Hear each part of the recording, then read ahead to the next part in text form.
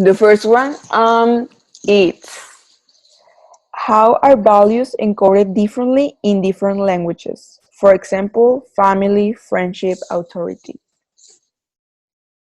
Okay, so well, I'm like I said before, like my parents are Chinese and are from China, so I'm gonna use that as a bit of an example. Mhm. But values, especially like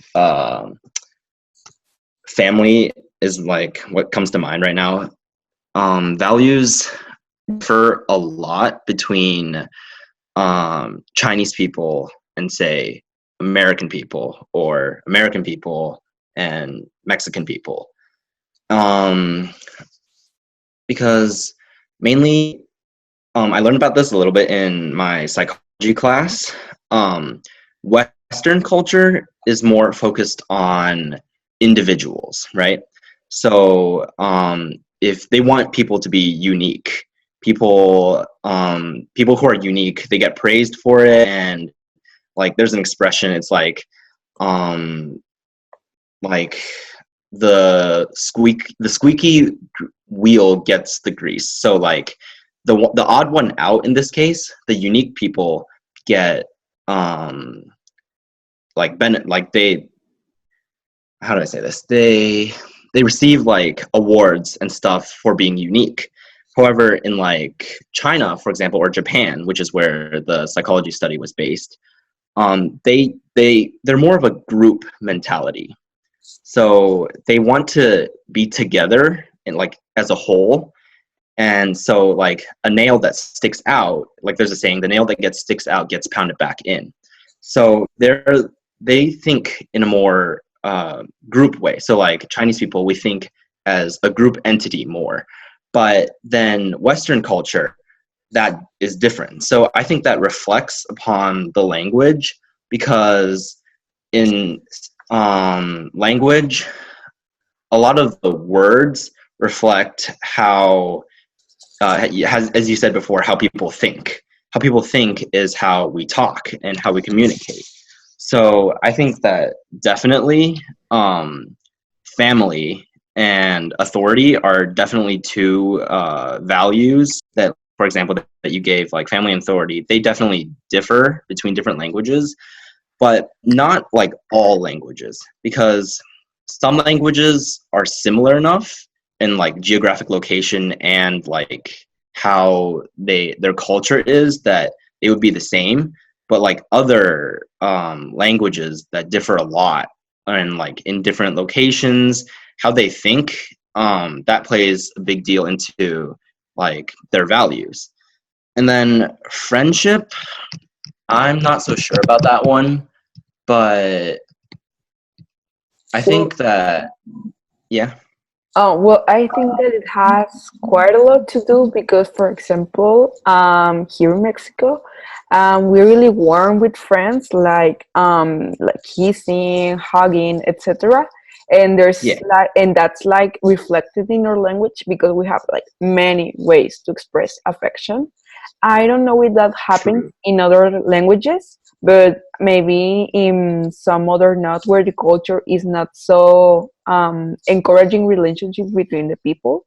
So I think it has to do, um, but family also has to do because, well, as I already said, we are really warm with people. Well, that's Yeah. a stereotype, but really are.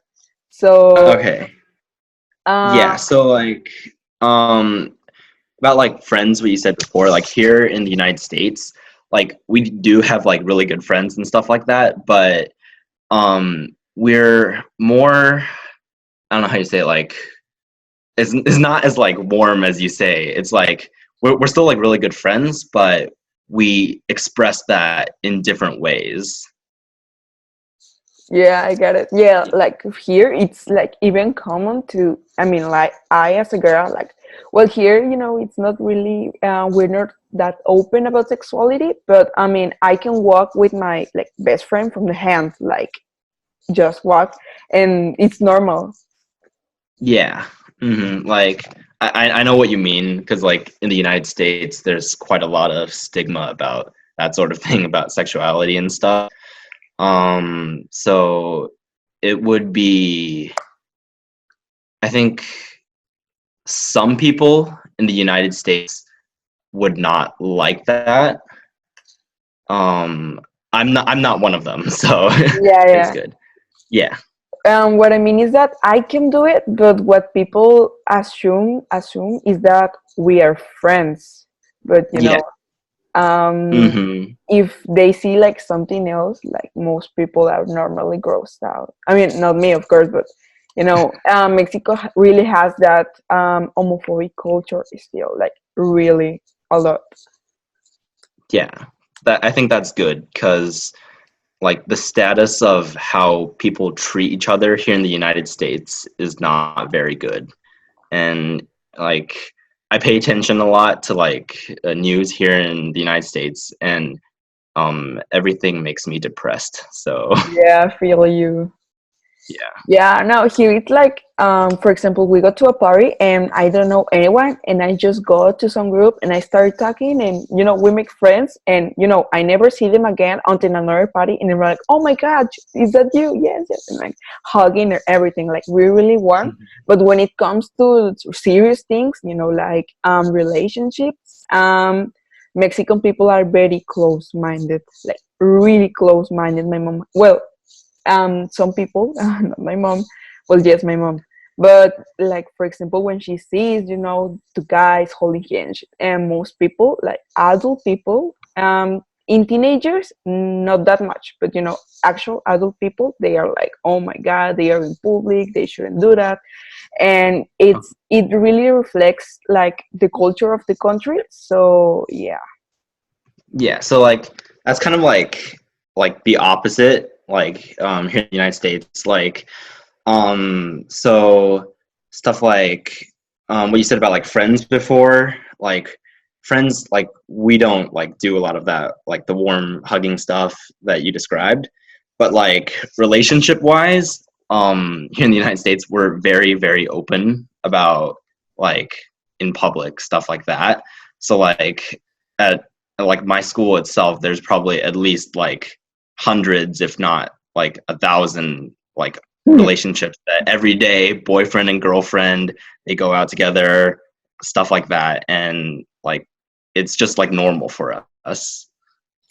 I mean, it's normal here, but for example, for adults, I mean, I'm 16, so like most families are still closed-minded. So like for the family, I'm too young to have a boyfriend. So like stuff like that. Yeah. So they are really closed-minded, and also with Mhm. non-heterosexual couples.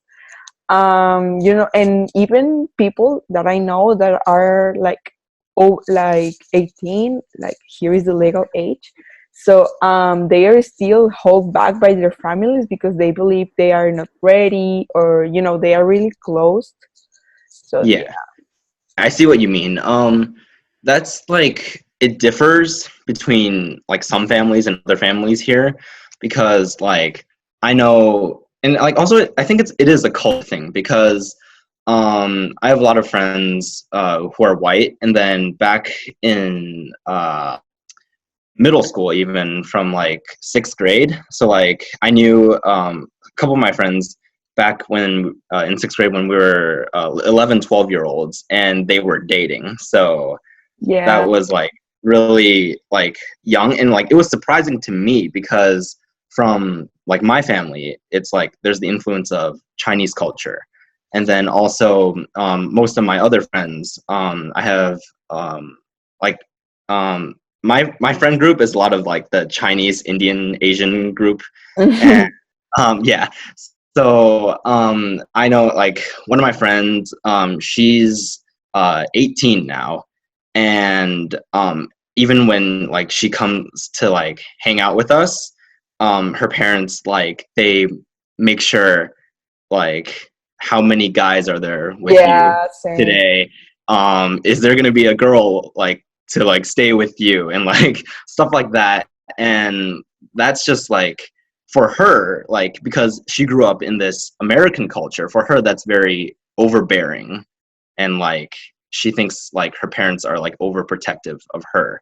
and stuff like that. But like it's like a culture thing.